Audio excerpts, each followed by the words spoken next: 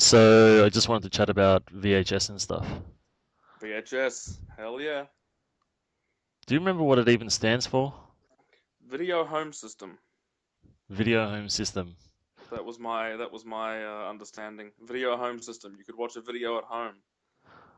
Oh, wow. Yeah. My first VCR was one of those top loaders with the plug-in remote controls. Was it a silver one? Yeah, silver with wood Yeah, paneling. silver. Yeah, the silver one. Yeah. Man, they were good. Some of them were really good. They. You know, one of the best things about those, if you still had one in the 90s, if you were copying videos, like copying rental ones, they were so out of date that they didn't pick up the copy protection macrovision signal at all.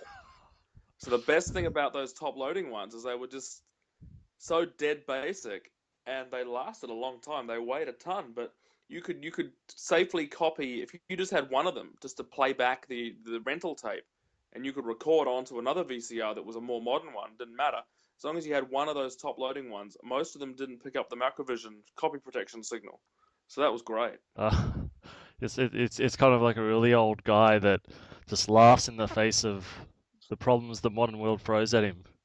Yeah, or has no clue. Yeah, exactly. What was your first video you rented? Very first videotape I personally rented, Friday the 13th Part 5.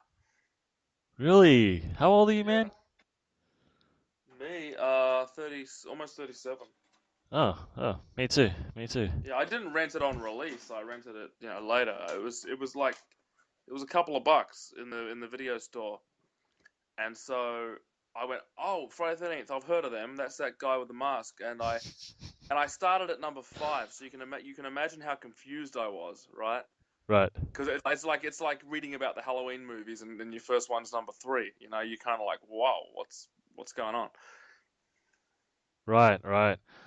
Um, I remember renting the first Halloween, and I couldn't even tell what was going on in that movie because the video transfer was so awful, and the That was screen a was all squeezed, and the Yeah. colors were washed out. That was And a dark movie. That was a dark movie. I don't really think that movie ever looked any good until the DVD era. Almost every videotape I saw of that thing, you could barely even make out what was going on. It was right, so dark. I Especially when you got a tape that was, it had been worn a little bit and played a little bit and looked a little bit grainy and washed out. It just compounded that. I still maintain I never saw that movie until it came out on DVD. you could always tell when someone really liked a part in a VHS tape because it would sort of get all wavy and stuff because they would keep rewinding the same part over and over. Right. Mm. I think my first one that I rented was actually uh, the Scaremaker, which in the States is called Girls' Night Out. Right. And the front cover basically ruined the entire movie. It had the. Do you remember that movie had the killer in the giant bear suit? Oh yeah. Oh yeah. Yeah. Well, on the cover, they have the killer without their costume on, and basically spoiled the entire mystery. But I rented it anyway, and it's such a cheap and grim and nasty movie. I was just sort of in love with slashers after that. Yeah, I mean, my first VHS rentals were a bit of a mixed bag, really. I was reliant on this little corner store. I hadn't even ventured downtown into the big chain stores. I just used, for some reason, I sort of stuck to that neighborhood store for the first few months. And yeah, like I said, Friday 13th Part 5, they didn't have the hugest horror section, but what they did have seemed to be the best thing about a lot of these, independently owned family stores. They didn't have the massive selection, but they always seemed to have stuff the big chain stores didn't have, or they'd always have that sequel that latter sequel that you couldn't find at the big chain store. For Right. instance, Howling, all the big chain store in town. There was two or three of this particular. It was called United Video chain. They must have made some sort of company decision to not stock Howling or anything past Howling 4. it must have just been like, okay, they've done the numbers, nationwide, and those movies weren't renting. So, you had to then you rely on kind of the independents that kind of took a punt on some of these titles. So I had, I got Howling 5 from the independent store that was round the corner from me, and Howling 6. I had to ride my BMX bike an hour and a half out of town to another independent store to find Howling 6. And man, Wow. I mean, it was an event. It was I'd pack a bag, I'd pack a drink and some like food. I'd ride halfway, I'd stop and eat and have a drink. I'd get there. It was like an event, and you didn't, I didn't get home till later. And that evening you watched that, you really worked for that movie, man. And sometimes it sucked. Sometimes you watched it and went, man, that wasn't Garbage. worth today. Yeah, like Amityville Curse, the fifth Amityville movie. I had to go 2 hours out of town, like a pilgrimage to get that. I used to ring around on the phone and find out what everyone had, within, sort of realistic boundaries, of what. Because some stores weren't going to let you join up if you lived miles away. But, I always sort of had some story. Oh, I got a friend here, he lives in this town, and, I always had some story. Yeah, I mean, Amityville Curse was just dreadful. That wasn't even worth going 10 minutes for, let alone 2 hours. But a Right. lot of the time, it paid off big time. Well, you mean you don't like Amityville Curse? You don't like movies about 40 Well, something one couples death, in ugly sweaters? No, I don't. Funnily enough, I don't. Uh, my first video store also doubled as a cigarette store.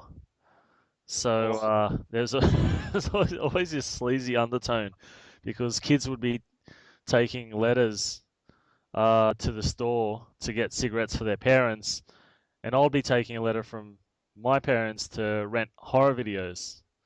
And the people on the other side of the counter, they knew that it was, sometimes bullshit, but it was a really cool scene.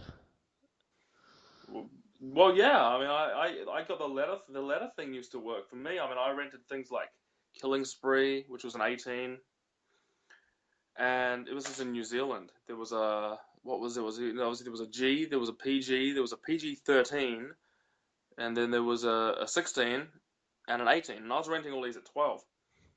The Oh. 16s they were cool with because it was recommended 16. It wasn't restricted 16. But the 18s were like restricted 18. You had to be 18. But the parental note thing worked. I mean, I guess they were just happy to get that $3.50 or whatever. And these days, I would imagine you probably have to, if there was still such a thing, you'd have to go down with your parents. Yeah, yeah. If that, even if they let your parents get it for you. We didn't have a PG-13 equivalent here in Australia, but I remember about 1993. So we had G, PG. I guess M was the PG-13 equivalent. Yeah, yeah. I So remember. rated I M. remember. I remember observing a lot of the Australian ratings because they were actually the same tapes. They were manufactured in Australia and sent to New Zealand, and then New Zealand would slap their rating sticker over top of the Australian one. And sometimes, the sticker wasn't always positioned correctly, so you could clearly see what was. You could clearly see the Australian rating, which seemed to be a lot more. The New Zealand one seemed to be a bit more lax. Australians tend to put that automatic 15 on all the horror movies.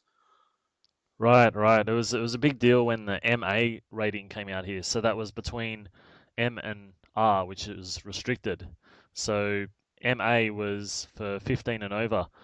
And I got totally dicked at the movie theater. I went to see Jason Goes to Hell. This was the 93. first Jason, yeah, the first Jason movie that I would actually get to see theatrically. And Me too. it was the first MA movie that came out at the theaters as well, or one of the first ones. And the lady at the ticket booth knocked me back because I was 15 years old. She said, 15 and over means you have to be over 15, meaning you have to be 16. So she couldn't count, right? And 15 and over. If you're one day over 15, you're over 15. right, right. But this is some type of people you can't logic like disgruntled ticket booth workers, I guess. But Yeah. yeah. So that was only on for a week. and I had to painfully wait for it to come out on VHS. And then once there was a release date, I was really hanging out for that movie, and I got a number of different places to reserve it, and I had to get my dad to help me sign up at a larger video store just so I'd have that as a backup. Was It was like an FBI was it sting.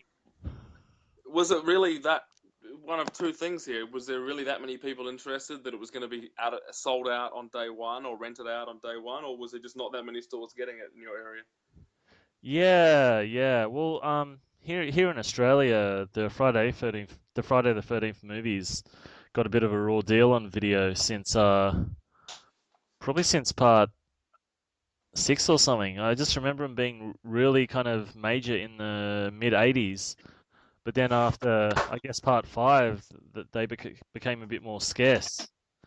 Yeah, it didn't have that problem in New Zealand. There was always about three or four copies of each one. I was a little bit concerned about uh, Friday the 13th Part 9, Jason Goes to Hell. I was a little bit concerned because, there was some talk about some stores not bothering because it didn't do so well at the theater. But then, this was the era, wasn't it, of VHS? Especially, and what we're talking about is we lived in a foreign market. We didn't live in America where pretty much everything was geared for the American market, so you could Right. usually find it because it was released in that country. Not everything was released in Australia or New Zealand. A lot of major movies never ever came out there. For horror fans at least, major movies. And so there was always that little bit of like, and are we going to get the next? Are we going to get Jason Goes to Hell? Well, I hope so. And if it did come out, it was always months later. It was my first Macrovision tape actually.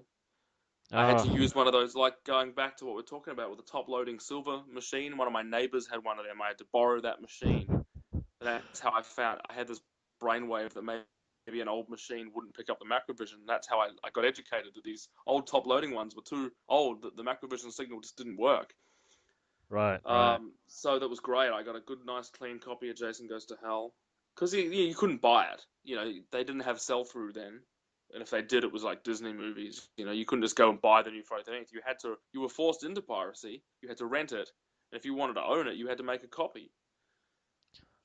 I was amazed when Creepshow, which used to be my favorite horror movie in the 80s, that came out on TV. They played it on TV late at night, and I recorded it. That was the And easy way they have around, the wasn't it? That ads. was They the easy had way. all the ads in it. So every time I'd watch it, I'd have to go through the ads, even if I was fast forwarding. And I kind of got to know the ads and commercials like they were part of the movie. Ah, It was a bit yeah. annoying, but you do what What you I got to do. collect. I mean, we're talking about collecting horror. We had video stores, whatever the local neighborhood stores we had. If you lived in a massive city, you were, probably a bit more spoiled for choice because you had a huge or a big range of stores. I lived in sort of a medium-sized city, so it was a bit hit and miss, but I did pretty good. There was a lot of other towns, just sort of an hour away, and I was able to kind of ride on my bike and go out there and get, movies like, Halloween Part 2. No one had it in my city, but everyone had Halloween 2 out of town. I had to go out of town to get it.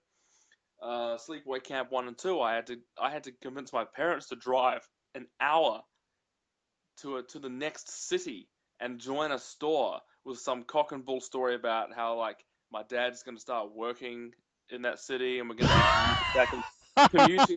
I mean, honestly, I can't believe how I even talked him into going into a video store under false pretenses and talking about a job that didn't exist and joining a store. And I had to, I mailed the tapes back because there's no way my parents were going to make that 2 hour that hour and a bit trip twice in a week. Right, So I had right, to post the tapes back and then hope that they got there because these were the days where you thought, like, if you didn't return the tape, the police were going to come and get you, right, and right. or they were going to start calling my parents, where are these tapes? So that was Sleepaway Camp 1 and 2. Number 3, great, as you know, classic example of a well-known horror movie that was never released in Australia and New Zealand. Number 2 ends on the cliffhanger there. And then number 3, I mean, it took me 5 years to get a Dutch copy of that with the Dutch subtitles, but it was in English language. Right, right. And Um, it's yeah, worth clarifying that actually buying movies on VHS was completely out of the question in the 80s and not first half exactly. of the I mean, 90s. in the You you just you there was wouldn't no even, market. you wouldn't even get ex rental copies. unless you knew someone whose dad owned a store or something like that, getting a copy of a horror movie, an original one, oh boy, I mean that was occasionally you'd see a box of movies somewhere in like a one of those charity stores, but they were usually not horror. Man, it was Right. rough. It was rough. So back in the old days, I used to make the copies. You get two movies on a 3 hour cassette, um, and then sometimes I'd color. I had there's a color photocopy place in a university where I lived. The university had a color photocopier which was there for the students to use, but I used to just walk in and I'd color copy the. I had two movies on a cassette. I'd sort of pick the one with the coolest cover and color copy that cover. I used to go around buying those clamshell cases, which were sometimes quite hard to find as well because they weren't sort of like there wasn't that much of a market for video cases. But sometimes you'd see stores that had a whole bunch of them, so I'd buy a whole bunch of them and make a color copy. And I had a big shelf of like dubbed cassettes. I had hundreds of cassettes. It was crazy. Right, right. I think one of my favorite video stores here in Australia was a really little one, and when you went in, they had the new releases standing up, face out on the counter, arranged really nicely. So, you could see everything that was out that week as soon as you came in. And one of them was Silent Night, Deadly Night, which was Right. actually banned in one of our states here, Queensland. And the VHS, Everything got banned in Queensland. yeah, the Texas Chainsaw VHS of Massacre Silent 2. Night, Bloody Night, Deadly Night. I'm mixing those two up. Anyway, so the VHS really actually was proud of being banned in Queensland, and it had a big fat sticker on the front, banned in Banned in Queensland! Queensland. Exclamation point. Yeah. And it had a Santa standing in a doorway with an axe, and it just looked like the most interesting thing ever. It's a great movie. And it's funny you mentioned that because as we came along, it's a good example actually. As we get to part three, did not come. I mean, that was like what 89. Part three was a new release in New Zealand in 1992. It took 3 years to come out in New Zealand. I don't know if it was the same in Australia, but it was actually I think Dino Video distributed it, Oh, yeah, yeah, that and it was sort of a that's big deal. It was sort of a big deal. I remember walking into a couple of my local stores, and there was like 10 copies in a row on the new release shelf, and I'm like, "So I didn't like part three. Oh, okay." that's way too many copies of Silent Night, Deadly Night free from Dino Video because do you remember the quality of that tape? I don't. I remember it being quite watchable. It was okay, Yeah, yeah. Every but it time I had a tried to copy it, the it had a sound was trailer. just awful. Oh right, okay. It had a trailer for a part four, and I'm like, a part four already? Like I've only just rented. This is before movie guides and internet. 1992, as far as I was concerned, this was a new movie. Obviously, this was the benefit of the people that made these movies, the foreign markets where you could, be pushing something 2 years later as a new release in a country that didn't know any better, like New Zealand. And Right. then in 1993 we got part four, but I don't think part three or four rented very well at all because if you could find a part five in New Zealand, it was like you could not find it. I think one store in I mean, I rang the whole of the South Island in New Zealand almost trying to find Part Five, which came out in 1995, and Right. one store had a copy, and it was actually a store that was actually in my city. They just opened up, called Video Village. They were massive. They were the main competitor to United Video, and I always remember being in other cities and seeing them going, "I wish we had one of them here." They opened up, and they had more horror than I'd ever seen. And the guy actually invited me in before opening day. I was just looking through the window, and the owner goes, "Oh, what are you doing?" I said, "I'm just can't wait to see what horrors you got, man." I was like 14-year-old, 13-year-old kid or whatever, and he goes, "Come in and have a look." He goes, "We're open next week," and I went, "I can come and have a look." I went in there, and I tell you, man, they had Friday the 13th the series. They had about 3 or 4 cassette tapes of that, something I'd been trying to find. They had Sunrise in like five. I held it in my hand, and I said, "Dude, is there any way I can rent this today?" And the guy just went, just take it. Just come sign up next week. I can tell you're going to be a good customer. Just take it and watch it, and then bring it back, tomorrow. He goes, we're here all week setting up, and he let me just take it home for free. No name, no phone number, nothing. Just and I did. I took it home, copied it, of course, brought it back the next day, and I said, dude, thank you so much, man. And he's like, no problem. You want to grab another one? He was really trying to set me up as a permanent customer, and believe me, I was, because they had cheerleader camp as bloody pom poms. I'd never that tape I'd never seen anywhere before in New Zealand, and they just had rawhead Rex, all sorts of stuff, Hunter's Blood. They had Amityville Curse. This was about 2 years after I'd done that 2 hour long ride to find that.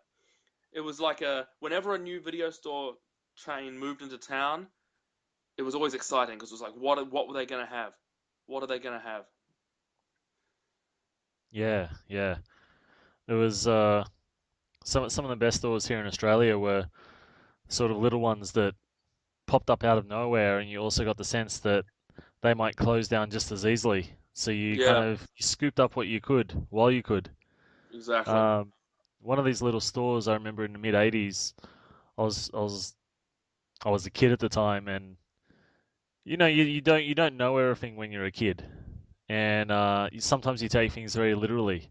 So the video store clerk who wouldn't let me rent Silent Night, Deadly Night straight away because he was actually watching it in the store, Oh, which is you wouldn't hear of something like that happening today.